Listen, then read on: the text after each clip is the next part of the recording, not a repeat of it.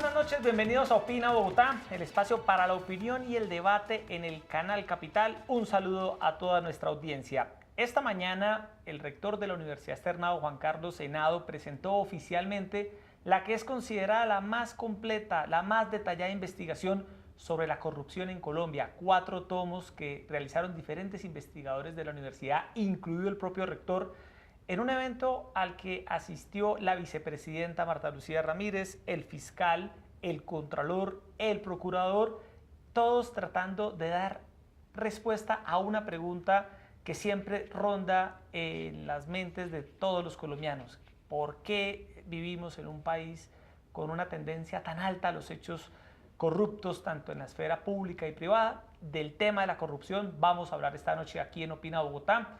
Tenemos como invitado al rector de la Universidad Externado de Colombia, Juan Carlos Henao. Buenas noches, Erika Fontano. Hola, Jessy, ¿qué tal? Muy buenas noches para usted, para nuestros televidentes en Bogotá, en Cundinamarca, en el resto del país. Gracias por acompañarnos en esta nueva semana en Opina Bogotá. Y bien lo decía usted, fue un evento del más alto nivel. Al fin y al cabo, esta importante investigación, este aporte de la academia a través de la Universidad Externado de Colombia va a ser un insumo del mayor valor, de la mayor trascendencia para este gobierno de Iván Duque, que lo escuchábamos hace algunos días en el discurso de su posición, quiere convertirse en un abanderado en la lucha contra la corrupción. Y esos personajes, los jefes de los organismos de control del país, plantearon en ese escenario temas verdaderamente importantes que nos sirven también de debate para esta conversación. El Contralor General, por ejemplo, hablaba de que es necesario suprimir las contralorías territoriales y tratar de generar en el país unas estructuras parecidas a las de la Procuraduría General de la Nación. Y por su parte, el Procurador General Fernando Carrillo Flores hablaba puntualmente de lo que está pasando, Yesid, con las corporaciones autónomas regionales que se han convertido, y así también lo registra esta amplia investigación de la Universidad Externado de Colombia, en un foco de corrupción. Mire, hay cerca de 300 indagaciones, 43 investigaciones, 27 acciones preventivas. Por eso Carrillo ha pedido a que se inicie cuanto antes un proyecto de ley que permita eso, reformar las corporaciones autónomas regionales que están entre la espada y la pared por hechos de corrupción. Rector Henao, buenas noches, bienvenido a Opina Bogotá de Canal Capital. Bueno, buenas noches, Jessy, buenas noches, Erika, Rector, buenas noches a toda la audiencia de este importante programa, bastante seguido. Sí, en efecto, esta mañana hubo un evento, como ustedes lo relatan, de gran importancia, porque se trataba de un evento académico, porque fue una investigación que hicimos en el Externado de Colombia, y miren lo que son las suertes de la vida. Lo empezamos hace 2 años y medio, o sea que no es que sea que propiamente lo buscamos para una coyuntura. Esto llevamos 2 años y medio trabajando, son 4 tomos, 48 artículos, 78 investigadores que hicimos congresos internacionales cerrados, es decir, todo es con pares internacionales. Es realmente, como lo dijeron la vicepresidenta y los 3 jefes de los organismos de control, la investigación más completa sobre el tema que tanto nos aqueja a los colombianos, que es el de la corrupción. Es muy diverso, eso casi que, si usted me dirá a mí, haga un resumen, uy, claro. Difícil, ¿por qué? Porque es que son 2000 páginas, tiene estudios sectoriales. Yo por ahora solo quiero decirles cuáles son los tomos generales de que se trata. Mire, son 4 tomos. El 1 es corrupción, política y sociedad.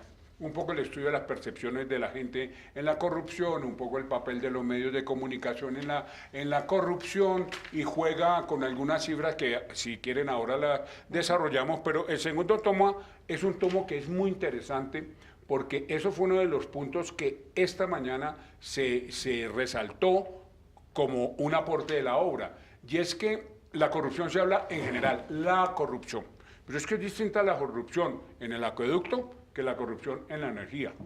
Es distinta la corrupción en el sector de educación que en el sector de alimentación. Entonces, un primer punto que nosotros planteamos ahí, que no voy a aburrir a los oyentes, porque son temas de técnicas matemáticas y económicas para hacer rastreos de la corrupción. Lo primero que planteamos es que tiene que ser por sectores, ¿sí? Y no solo por sectores, sino que ahí vengo con el tercer tomo, que también es importante, es el tomo que tiene que ver con la corrupción privada. Porque la gente tiene digamos, el imaginario de que toda corrupción es pública, Claro. de que la corrupción es el alcalde o el ministro, El o contratista oficial, y resulta que no.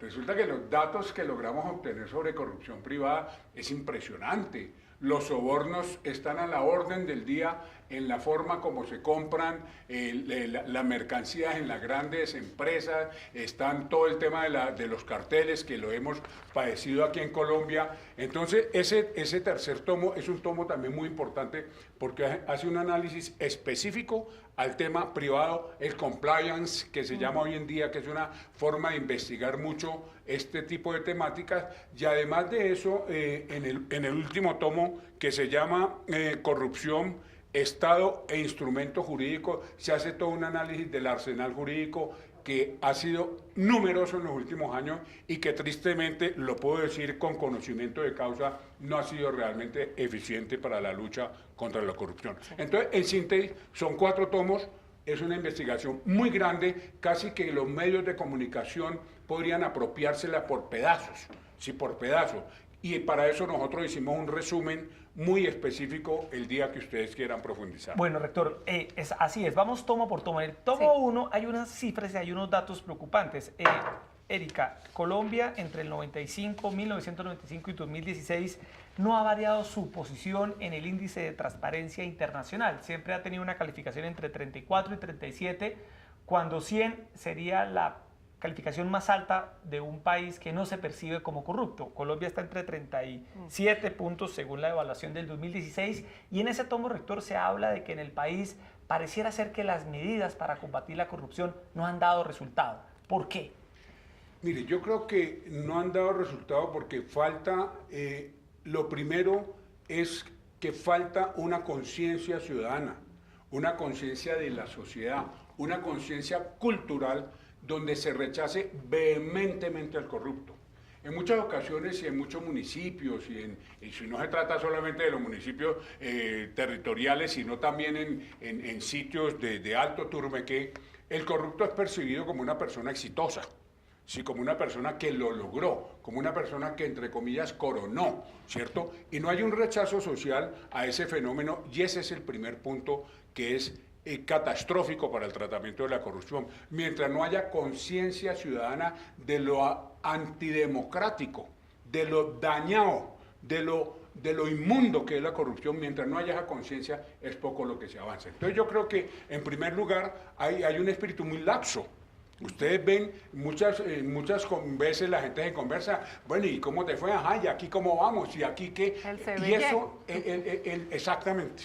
Entonces, ese es el primer, digamos, problema por el cual yo creo que es un tema más y lo analizamos. Ahí, por ejemplo, hacemos unos análisis muy interesantes de clanes, ¿cierto?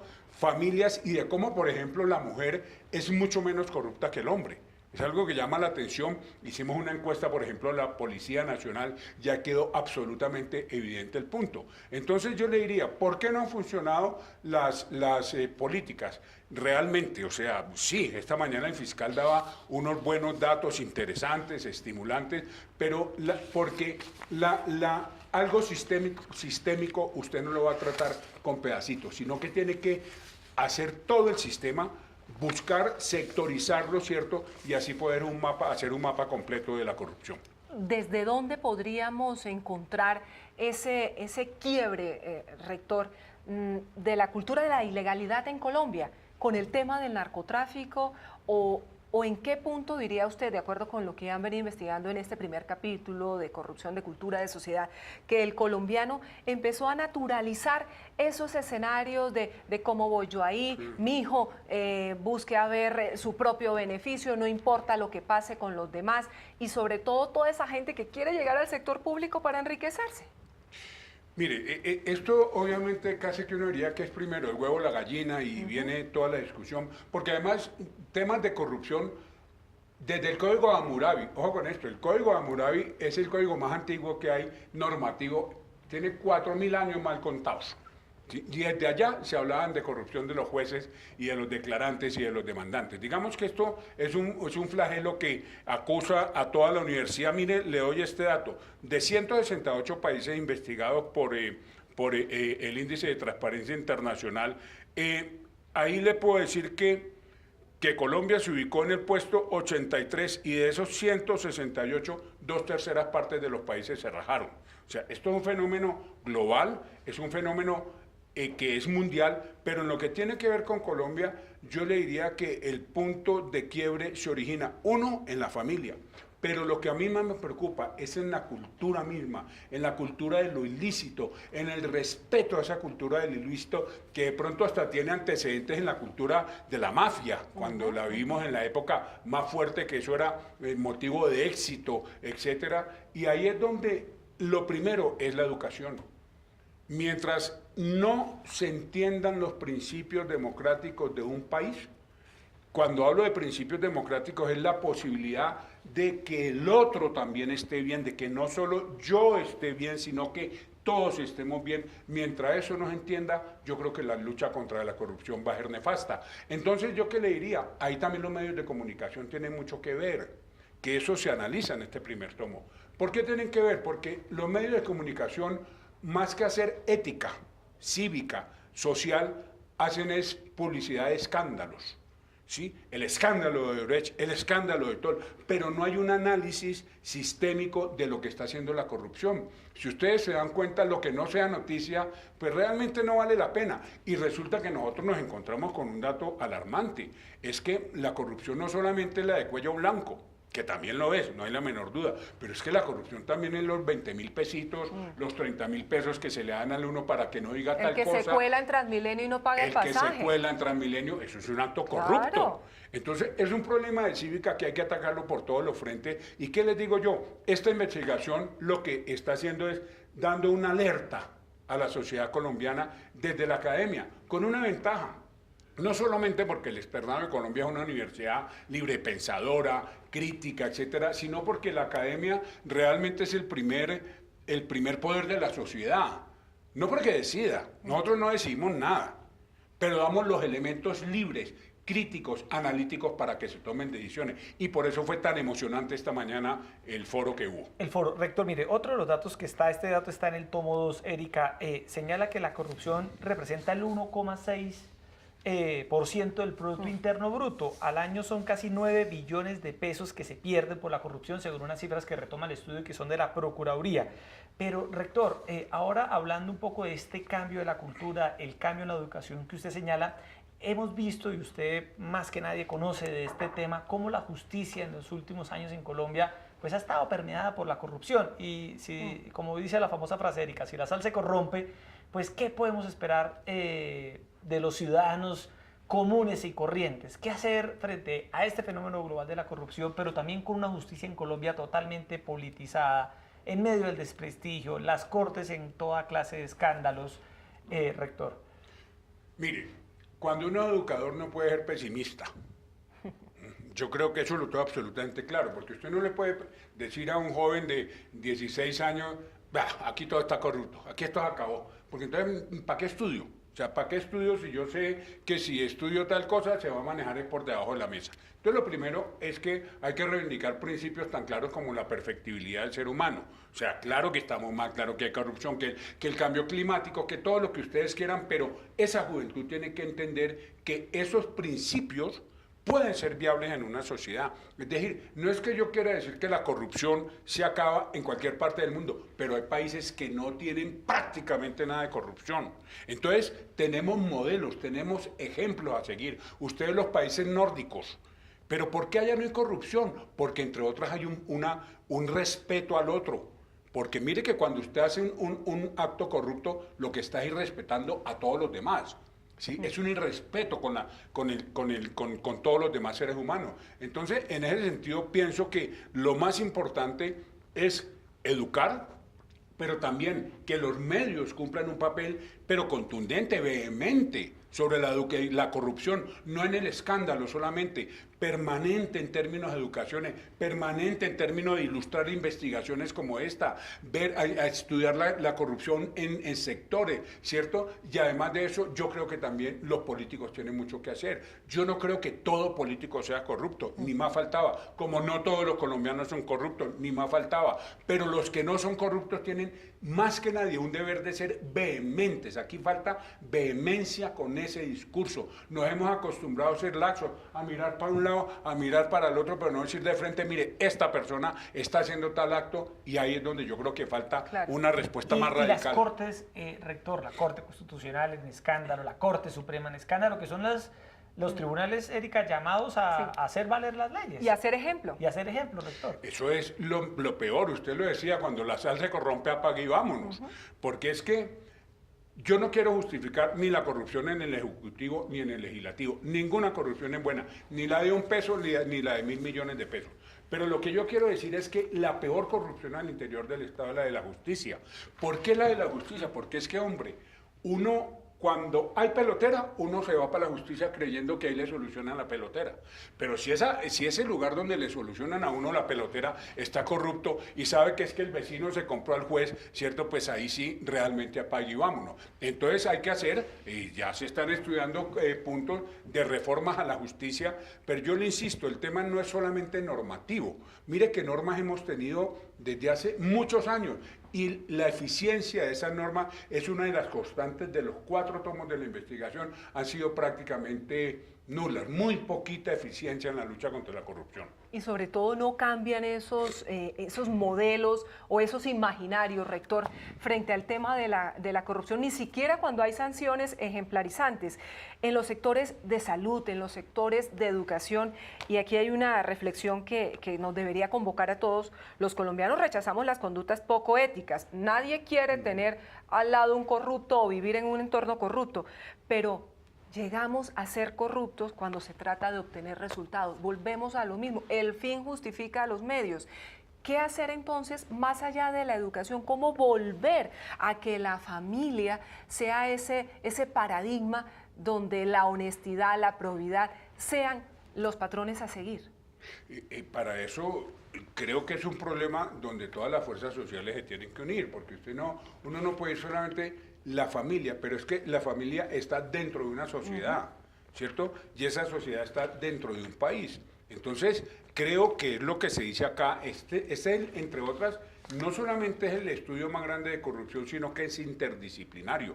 Aquí se hacen estudios desde la sociología, la antropología, el derecho, la economía, bueno, y le sigo citando un mundo de disciplina. Entonces yo le diría, claro, la familia es uno, pero también el aspecto penal es importante. Esta mañana lo decía el fiscal. Es que aquí un corrupto se mete, no sé, $1 millón al bolsillo y termina pagando, después de todas las reducciones que tiene el sistema penal, termina pagando 3 años de cárcel y además en su casa. Entonces, eso no tiene ningún sentido porque no se desincentiva el acto corrupto, no solo porque culturalmente estamos inmersos en eso, lo cual hay que romperlo precisamente con los medios de comunicación, con políticos que se tomen con vehemencia esta discusión, sino que también hay que romperlo con sanciones, también hay que romperlo con convicción hacia la gente para que diga lo corrupto no se vale. Rector, en el tomo 4, que de hecho usted es autor de ese tomo con el profesor Aníbal Zárate. Todos los tomos son hechos por varios autores. Por varios, sí. Están Carolina Izaza Espinosa, David Ortiz, Carmen Luisa Ruiz, Aníbal Zárate, Juan Carlos Senado, entre otros. Que somos los editores de cada tomo. Los editores de cada tomo. Rector, en ese tomo 4 hay una crítica a los preacuerdos y a los principios de oportunidad como mecanismos de colaboración para esclarecer la verdad en muchos casos judiciales. Y se propone que aquel que se haya apropiado de recursos públicos para que se someta a estos beneficios devuelva el 50% pues, de lo que se robó, dicho coloquialmente. ¿Por qué se critican estas figuras de negociación que uno las ve mucho, rector? Usted mismo la señalaba ahora, Erika, los NULE, todos los escándalos de corrupción acuerdan devolver, pero no devuelven todo. La gente dice en Colombia, no, pues claro, se robaron tanta plata y pagan pocos años de cárcel, pues para ellos es un buen negocio. Claro, pero mire que en ese sentido yo le podría decir que hay un artículo que es muy interesante que habla de los clanes y casi que de la transmisión generacional de la corrupción, donde se ve varios clanes que hay aquí donde pasa de padre a hijo, de hijo a nieto, etc. Entonces, ¿qué le digo yo en eso? Esta mañana salió una idea que es bien extraña, pero bien interesante. Yo no quiero juzgarla porque me cogió como de sorpresa. Casi que usted decir, cuando haya clanes familiares que se van formando, porque es lo que uno ve en la clase política, listo, cogen y meten preso al tío, pero llegó el sobrino, cogen al sobrino preso y llegó el primo. Entonces, la idea de clan, mire usted que ahí hay un estudio antropológico donde se dice que la corrupción se da más en sociedades que funcionan como clanes, como ocurre en Colombia con la corrupción, que cuando hay familias nucleares que están alejadas de los clanes. Entonces, en ese sentido que le digo, una de las medidas que, por ejemplo, se podría tomar, se decía esta mañana, es impedir que una persona de un partido político que tiene un clan familiar incrustado, corrupto, cualquier miembro de eso pueda llegar a la política, al Congreso, a la Asamblea Departamental. Para endosarle los votos del que está preso. Exactamente, que no se puede permitir endosar esos votos, porque entonces no va a pasar nunca nada, porque siempre va a haber alguien que transmita ese poder electoral, alguien que lo reciba y se reencaucha otra vez el círculo. Oiga, rector, usted hablaba hace un momento y yo quiero retomarlo, es justamente lo grueso del Sí. tomo 3, lo que tiene que ver con la corrupción privada, porque sí es cierto que nos hemos quedado con ese escenario de que solo lo público es lo corrupto y ya creo que tuvimos un sacudón enorme con lo que pasó con Odebrecht y ese entramado internacional de sobornos, de coimas y de todo tipo de delitos. ¿Qué tan naturalizado, qué tan incorporado está el soborno en las instituciones privadas en Colombia? ¿Qué tanto han podido ustedes establecer? Mire, de verdad que las cifras que nosotros tenemos, pues que serán obviamente objeto de debate y lo que se quiera, son un poco fuertes. Mire, por ejemplo, se logra llegar a una cifra de 87% de personas encuestadas, de empresarios encuestados, que dicen que o han cometido actos de sobornos o han oído que esos actos de sobornos existen. Es decir, la gran mayoría de los encuestados en una encuesta importante que hicimos llegan a esa conclusión. Pero, por ejemplo, hay otras cifras que también lo dejan a uno un poco, pues, bastante triste. Se dice que la coima que se cobra en el sector privado más o menos del 17% del negocio. Y, por ejemplo, hay un 40 y pico por ciento, no recuerdo en este momento la cifra exacta, de empresarios que dicen que si no se paga ese soborno, pues no se obtiene el negocio. Entonces, ¿qué le quiero decir? Esto ocurre tanto en el que compra con el Estado como en el que compra con la empresa privada, ¿cierto? Y las dos son formas de corrupción, y en eso va el reconocimiento a la Superintendencia de Industria y Comercio, por ejemplo, con todo este tema de los carteles. Los carteles es una forma por excelencia mucho más elaborada de corrupción. ¿Por qué? Es ponernos de acuerdo. Claro. Tú, Erika, que vendes agua y yo que vendo agua, pues elevemos el precio, ¿me entiendes? Que así obtenemos más ganancias. Es decir, no compitamos, porque la competencia supuestamente es a bajar precios, sino que nos amangualamos y amangualaditos vamos a tener mayores ventajas. Entonces hay muchas facetas de la corrupción que se da en privado, ¿cierto? Y que es algo que no estaba estudiado realmente en el país. Y en ese tomo también, rector, de la corrupción privada se habla o se sugiere desmontar instituciones como las consejerías presidenciales contra la corrupción. Se habla de desmontar la UIAF, que es la Unidad de Análisis Financiero. ¿Por qué? ¿Por qué esas propuestas, rector? Mire, lo primero que tengo que decir es que en este tomo cada autor pues es independiente y cada autor tiene su manera de pensar, y nosotros, yo que fui el editor general de la obra, respetamos las posiciones. ¿Qué es lo que dice ese artículo donde se solicita que se acaben con las altas consejerías, con las áreas anticorrupción, con todo este tema? Que no han sido eficientes, que no tienen dientes, ¿sí? Que no tienen dientes, que realmente no dan resultados concretos. Pero esta mañana, con mucha lógica, la vicepresidenta cuestionó esa idea, ¿sí? De la unidad, la UAIS, que se llama, ¿cierto?, de que ese tipo de elementos los van a potencializar en este gobierno, esperemos que así sea, pero la postura del autor del artículo específico donde se dice eso, es que eso termina siendo pura burocracia, que termina desencantando a la gente, porque hay áreas anticorrupciones hace años, Sí. eso no es ni de Santos ni Uribe, hace muchos años. ¿Y a usted particularmente le gustan esas consejerías que luchan contra la corrupción como la que tenemos en el país hoy, rector? Mire, yo creo que, por ejemplo, cuando estuvo la Paca Zuleta es una labor extraordinaria, que ella ahora está en Transparencia por Colombia y colaboran mucho con la corrupción. Estuve en Colombia Compra Eficiente también, Exacto, haciendo Compra unos procesos Eficiente, muy que es importantes. un elemento importante en el combate contra la corrupción. Pero a mí la verdad es que se me hace que todo depende de cómo funcione. Usted no puede ir, tal cosa es buena o es mala, sino que depende quién la pone a funcionar y en qué sentido. Oiga, hay un tema que también a mí me preocupa mucho y lo ha planteado ya en distintos escenarios, decía el procurador general Fernando Carrillo Flores, y es lo que tiene que ver con algún tipo de estrategia, rector, que permita extender la acción de la lucha contra la corrupción por fuera de Colombia, porque es que, hombre, nos quedamos nosotros aquí haciendo una cantidad de leyes, de normas, incluso de acciones, pero internacionalmente eso sigue y hay países, todos sabemos cuáles son, que no sueltan información, que no aportan y que no colaboran. Entonces, realmente, arar en el desierto. Mire, ese tema es trascendental. ¿Y por qué es trascendental? Porque la corrupción grande, no le hablo yo la de los 100.000 pesitos, la corrupción grande es una corrupción ya multinacional. Eso es otra de las conclusiones que se llega en este libro. Ya hay carteles internacionales de la corrupción que ganan billones de dólares, ni siquiera pesos colombianos. Entonces, ¿por qué es importante? Esta mañana hubo un debate muy interesante acerca de si la Corte Penal Internacional de Corrupción, que es un tema que se está rumorando en este momento. Los jefes de las tres entidades de control estuvieron absolutamente en contra de esa posición.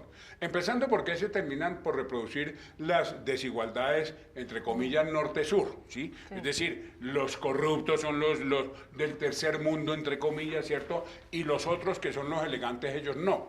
Entonces, esa idea de una Corte Penal Internacional tiene tanto de largo como de ancho, y hay que analizarla con mucha posibilidad. Ahora, a eso agréguele un punto que también se trata ahí con bastante fortaleza, los paraísos fiscales. Claro. Es que mientras haya paraísos fiscales y, por ejemplo, no haya legislación, como no la hay realmente en concreto, que impida la sacada de dineros a paraísos fiscales, pues todo termina siendo como un punto de fuga de la corrupción en paraísos fiscales que tienen muchísimos países de los que se llaman muy elegantes en términos de corrupción, porque muchos países tienen sus paraísos fiscales en pequeñas islas, en lugares así, y allá van a terminar muchos de los dineros mundiales de la corrupción. Entonces, lo que usted dice, Erika, es una de las grandes conclusiones de este libro. También es un tema internacional. Y ahí hay que buscar, lo decía esta mañana el fiscal general, que se encuentra en lo de Odebrecht con problemas porque no le dan la información, por ejemplo, en el Brasil. Entonces, usted quédese ahí. Queda limitado, ¿no? Y el rastreo, rector, de los recursos públicos, de los que se roban la plata del Estado, lo terminan lavando en paraísos fiscales, como usted lo dice, o en países como Suiza, y aquí los fiscales pues quedan en veremos porque no tienen la capacidad investigativa. ¿No cree usted que también se hace necesario fortalecer el aparato judicial colombiano para enfrentar este tipo de sofisticación en la corrupción? Yo sí creo, y mire, uno de los programas más interesantes que está teniendo hoy en día la Facultad de Contaduría del Externado es lo que se llama la auditoría forense.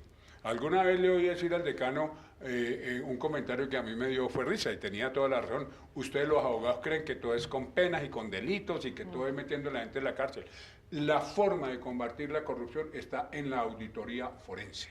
¿Eso qué significa? Que se audite de una manera correcta. Cuando usted ve que hay alguien que ha cometido un delito, usted le cae y le hace una auditoría, y ese sería un mecanismo muy importante que lo planteó hoy, entre otras, está en el libro, pero lo planteó el fiscal general de la Nación, donde él dijo que necesitaba jueces especializados en corrupción.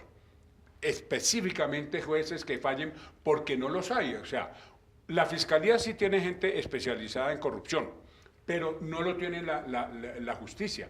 Entonces, quizás puede ser una muy buena oportunidad de implantar ese tipo de jueces, pero yo quiero insistir en un punto. El problema, más que normativo, es un problema cultural. Aunque lo normativo, obviamente, tiene que ayudar, porque la gente tiene que saber que hay sanciones para los actos y no hay impunidad. Figuras entonces como la de la consulta anticorrupción que los colombianos están o estamos llamados a votar el día 26 de agosto.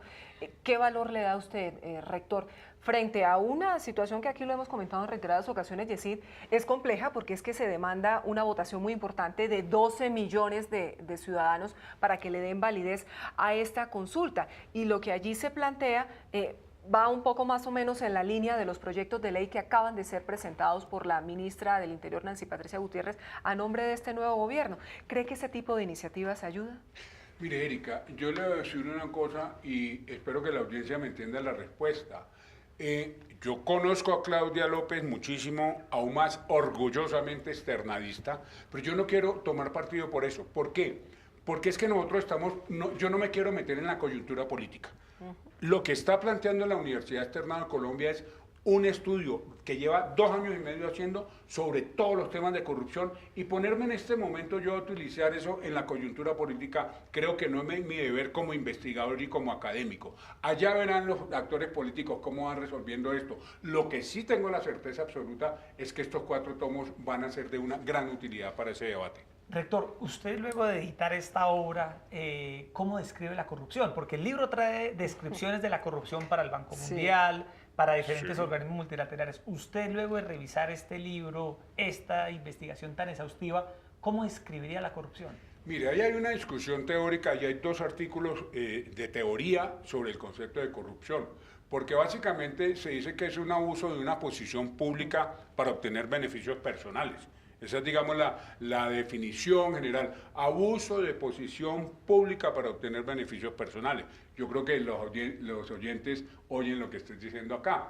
Pero esa definición se queda corta, sin lugar a duda. Primero, porque excluye los privados, que era lo que yo le decía del tomo 2, del tomo 3, que es el de la corrupción privada. Entonces, excluye ese tipo de beneficio. Yo diría que en la definición de corrupción sí puede ser un abuso de un poder, cualquiera que se tenga, privado o público, para obtener beneficios personales a cambio de ese poder que se tiene y del abuso que se ejerza sobre ese poder. Ellos así en quien compra un contrato como en quien vende una calificación. ¿Me explico? Y quien acepta que le compren una calificación. Entonces, un profesor que en vez de poner 5, coloca 10, ¿cierto? A cambio de cualquier tipo de prebendas, pues porque no necesariamente es económico, ojo con eso. Puede ser hasta de tipo laboral o de tipo sexual o de cualquier tipo. Eso significa que también es un acto corrupto, independientemente de que se tenga un dinero en contraparte. Lo más importante es que se obtenga un beneficio indebido gracias a una posición de dominio sobre la persona.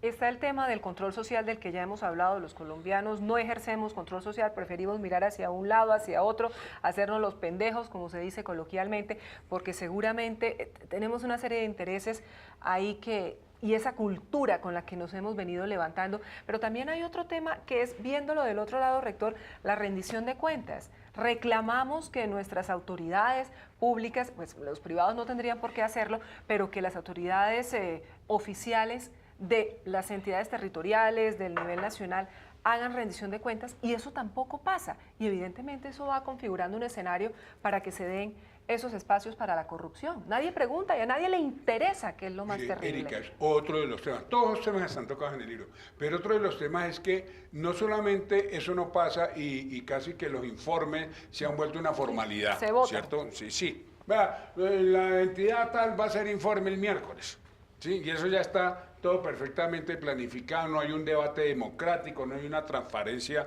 en eso, y en ese sentido, pues yo diría que ese tipo de informes no presentan un gran avance. Ahora, de lo que se trata, yo creo es que haya un control ciudadano sobre las cuentas del Estado. Eso tiene que existir, ¿sí? Y eso es algo que también se da bastante poco porque, por ejemplo, hay un artículo específico que dice que las oficinas de control interno de las entidades no están funcionando, porque las oficinas de control interno se han vuelto subalternas del vigilado. Entonces ocurre lo mismo que pasa en las contralorías departamentales, que el vigilante está cooptado por el vigilado. Claro. Y cuando usted invierte, que el vigilante está cooptado, que el vigilado se apodera del vigilante, pues ahí también apague y vámonos.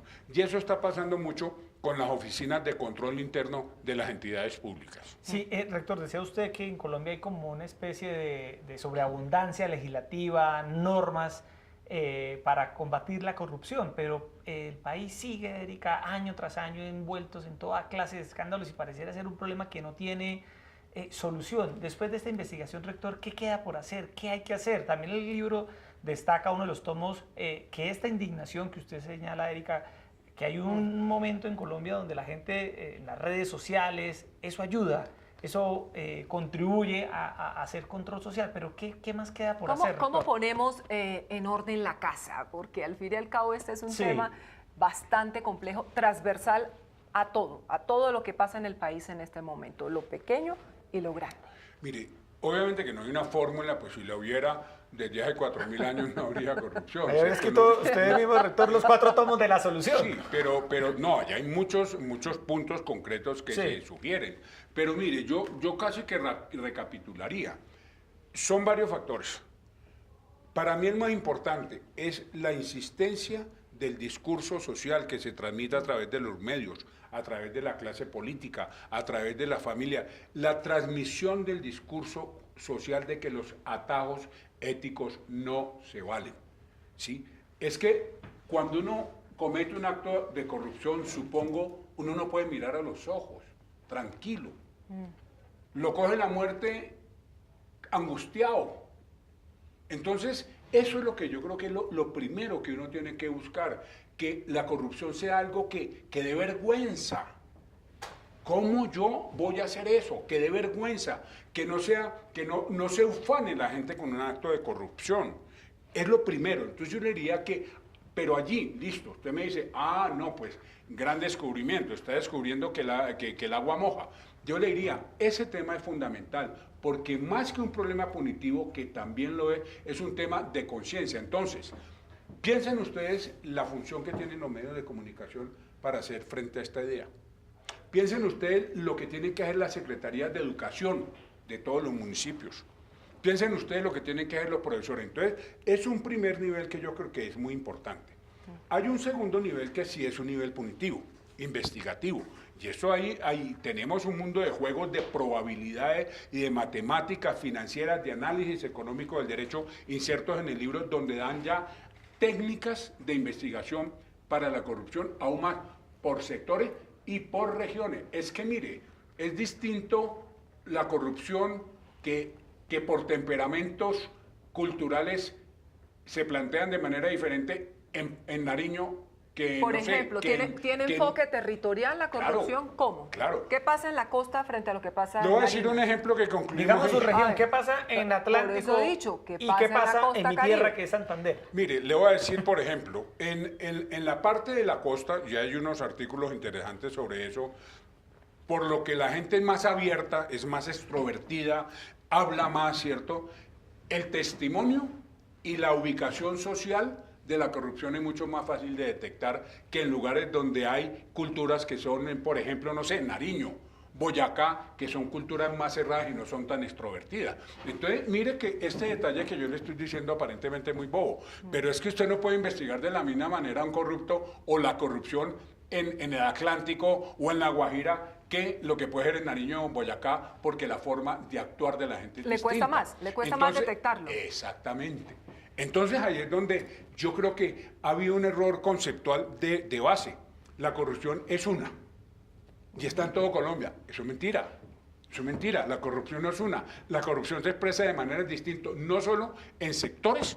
Es distinto en el sector de los cuadernos o en el sector de los carteles, de los pañales que tantos han dicho, a lo que puede ser en el sector de la educación. Entonces, esas variables hay que tenerlas en cuenta en el aspecto técnico para asumir un estudio completo. Pero un problema es de actitud. Eso es lo que yo quiero también insistir acá. Es una actitud de todos nosotros, para decirle no al corrupto, o sea, sacarlo socialmente, que se sepa que esa persona no merece ni esto de respeto, nada de respeto. Rector, imposible no preguntarle sobre un tema del cual usted en los últimos tiempos, Erika, se convirtió en un gran protagonista, y es el futuro de la paz con las FARC. Nos decía usted que no se quería meter en temas de coyuntura, rector, pero imposible no preguntarle por ese tema. ¿Cómo está viendo la implementación de lo pactado en La Habana? Usted que conoció jurídicamente toda la estructura de lo negociado con la guerrilla. Mira, lo primero que yo te tengo que decir es que pues yo no he estado al día a día últimamente del tema. Sí fui uno de los redactores del texto de la Jurisdicción Especial para la Paz, obviamente bajo la dirección del señor presidente Santos. Yo creo que a pesar de que los informes que se están dando muestran que hay campos muy difíciles donde no se ha avanzado, por ejemplo, el aspecto agrario y más específicamente el catastro multifuncional. Uno se pregunta por qué el Congreso de la República no quiere votar el catastro agrícola cuando más o menos, ojo con esta cifra, se la oí al ministro Juan Camilo Restrepo, más o menos el 70% del campo urbano, del campo del país, de las afueras de las ciudades, no tiene registro. Allá eso es a la guapachanda, ¿cierto? Nadie tiene registro. ¿Por qué no se quiere hacer eso? Porque detrás de eso está todo el fenómeno de la violencia, está todo el fenómeno del paramilitarismo, está todo el fenómeno del desplazamiento. Entonces hay factores que no se han implementado mucho, como por ejemplo el factor agrario. Si usted se pone a ver la JEP, mal que bien, con todo lo que la gente la discutió, yo creo que ya la gente la está empezando a aceptar. ¿Y por qué la está empezando a aceptar? Porque está empezando a ver que van los generales, que van los comandantes de la guerrilla, ¿cierto? Que van terceros y que se están empezando a hacer juicios. Ayer hubo una interesante entrevista con la doctora Lemaitre, ¿cierto? Donde se mostraba que la JEP está funcionando. Entonces yo creo que digamos, la evaluación de la implementación de la paz es diferente dependiendo del aspecto que usted coja. Pero usted está tranquilo.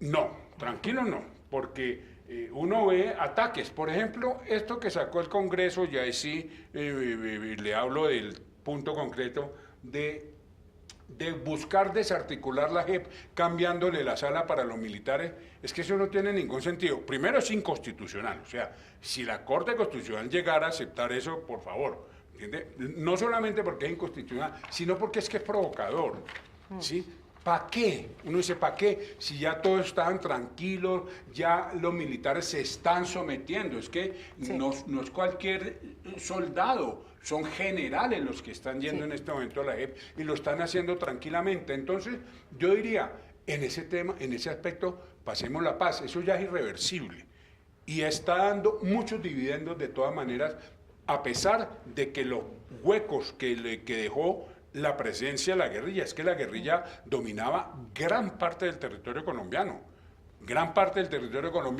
Eso ha generado todo esto de las bandas criminales, etcétera, pero por lo menos, ¿qué podemos decir? Ya tenemos un actor de violencia muy duro, menos. Hospital militar vacío, no ha vuelto a haber secuestros, o sea, esporádicos, no quiero decir el ELN está generando, y en eso estoy completamente de acuerdo con el presidente Duque. Si no dicen claramente queremos negociar la paz, pero no negocia la paz con secuestrados. Eso ocurrió en el momento de la FARC, pero porque estaban empezando en un proceso de negociación que no se había dado y que hubo que ceder en muchas cosas, que yo creo que ya ahora con el ELN la situación es distinta. Oiga, rector, si este gobierno, a través de la presentación de proyectos de ley al Congreso, cambia las reglas de juego, ¿se abre la puerta para la Corte Penal Internacional? Yo sí creo. Yo sí creo porque depende de cómo usted la vaya a abrir. Pero si usted la abre generando una impunidad que no existe en estos acuerdos, porque ese es el San Benito que nos dijeron toda la vida, y yo creo que ese tema está absolutamente claro de que de todas maneras hay sanciones. Bueno, no voy a volver sobre lo mojado, pero lo que yo le quiero decir es, no solo sería una vergüenza internacional, y ya lo han dicho muchos países internacionales, no solo el Estado queda mal, sino que no se puede hacer porque ya está muy atado a los temas constitucionales, y además la Corte Penal Internacional, que tiene el ojo puesto, porque allá estuvo la doctora Patricia Linares hablando con la fiscal, ¿cierto? Y aquí estuvo Fatou Bensouda. Y aquí estuvo también. Ella está muy atenta porque si, por ejemplo, lo de los falsos positivos no se sanciona, si las violaciones de derechos humanos que las cometieron ambas partes, que es que eso, vuelvo a decir lo mismo, no se trata de que los buenos y los malos, aquí todo el mundo generó violencia y violación de los derechos humanos. Entonces, yo creo que lo que se logró hacer en la JEP ha sido importante, está siendo, quieras o no, tema de estudio a nivel internacional y ojalá, yo le apuesto por completo al funcionamiento de la JEP, que por lo pronto está avanzando. Erika, se nos empieza a acabar el tiempo y una pregunta muy importante, rector, ¿dónde uno puede comprar los 4 tomos? No, en la librería del Externado Colombia. En la librería del Externado. En la librería del Externado, y ya se empezará a distribuir Siglo XXI Editores, ese Siglo XXI es la distribuidora nuestra, Siglo del Hombre, perdón, sí. Es la distribuidora nuestra, se encontrarán en todos los países, entre otras no es un precio costoso para lo que es la hora, creo que sale con el descuento como en 190.000 pesos los 4 tomos, perfecto. O sea, 40 y pico mil pesos cada uno de los tomos, porque el Externado, que es la editorial universitaria privada más grande de Colombia, no le gana a eso. Nosotros vendemos al precio de costo. Cabe ahí la cuña y la verdad, Jessy, sí, es que uno le dan ganas de quedarse hablando, echando carreta aquí con este hombre que sin lugar a dudas es uno de los pensadores más importantes que tiene este país. Para la muestra, un botón, ese trabajo de corrupción que debe estar en entidad pública del país y también en entidades privadas. A ver si tomamos conciencia frente a esta tragedia que vivimos en Colombia. Rector Juan Carlos Henao de la Universidad Externado, muchas gracias por estar esta noche aquí en Opina Bogotá. Erika, hablando de esta investigación que sin duda alguna va a marcar un hito en la investigación social en Colombia. Muchas gracias. No, muchas gracias a ustedes dos y sobre todo a la audiencia. Bueno, Erika, gracias, se nos acaba rector. el tiempo. Sí, señor. Bueno, a todos ustedes muchas gracias por estar con nosotros y mañana los esperamos una vez más a las 8:30 de la noche para analizar otro tema de actualidad para Bogotá y el país. Muy buenas noches. Gracias.